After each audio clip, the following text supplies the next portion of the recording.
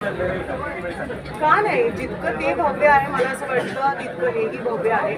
आणि जर तुम्ही कुठल्या स्त्रीला विचाराल की बाबा तुझ्याकडे 100 साड्या आहेत तर तुला अजून साडी हवी का नको, तर ती कधीच नाही म्हणणार नाही पहिली गोष्ट.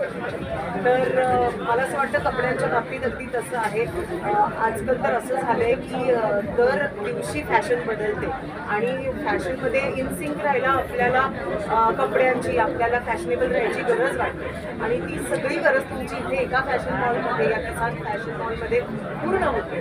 तर मला नाही वाटत आहे की कुठेतरी आपण म्हणतो ना की इन फॅशन तुम्हाला राहायचं असेल तर माझ्याकडे खूप कपडे आहेत असं कुठलीही स्त्री म्हणालेली नाही आजपर्यंत आणि यापुढेही म्हणणार. तर डेफिनेटली कपड्यांचं मार्केट लातूरमध्ये किती मोठं असलं तरीसुद्धा याचं म्हणजे किसान फॅशन मॉल यांची 12वी शाखा आहे, त्याच्यातच त्यांचं सक्सेस दिसतं. मराठवाड्यातील संभाजीनगर तर लातूरकडे कपड्यांच्या व्यापारासाठी मोठ्या प्रमाणात मोठा असतो. तर तुम्ही काय आवाहन कराल मराठवाड्यातल्या लोकांना?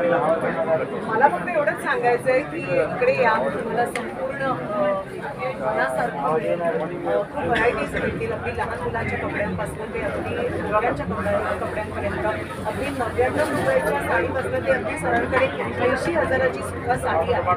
तेव्हा या आणि अगदी उल्हासपणे इकडे या आणि